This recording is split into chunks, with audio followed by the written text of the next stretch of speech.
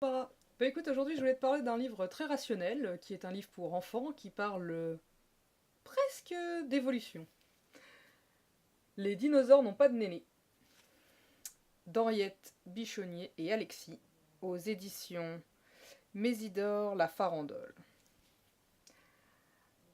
Ça fait un peu grincer les dents de certains de mes amis, mais moi je trouve ça très drôle. C'est un livre que j'avais quand j'étais gamine et que j'ai retrouvé en faisant un peu de tri.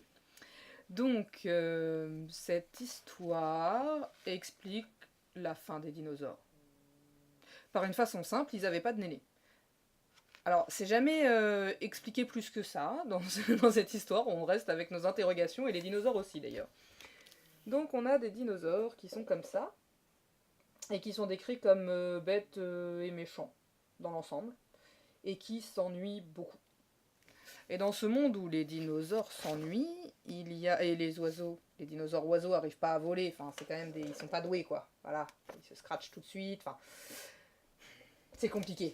La vie des dinosaures avait l'air compliquée quand même, et dans cet univers où tout le monde s'ennuie, et où tous les dinosaures s'ennuient et font la tronche, arrive un mammifère qui se présente aux dinosaures en disant moi je m'amuse comme un fou, et c'est parce que j'ai des nénés.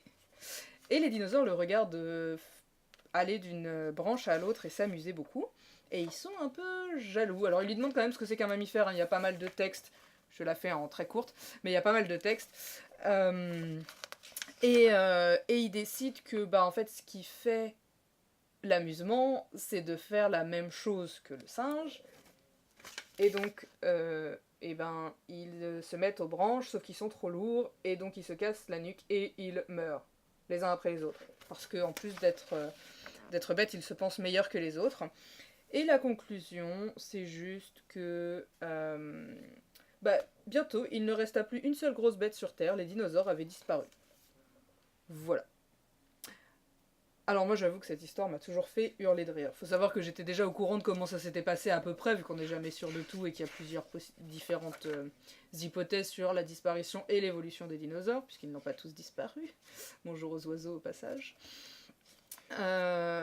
Mais en fait j'ai toujours trouvé ça très drôle, surtout le côté non-explication est complètement arbitraire.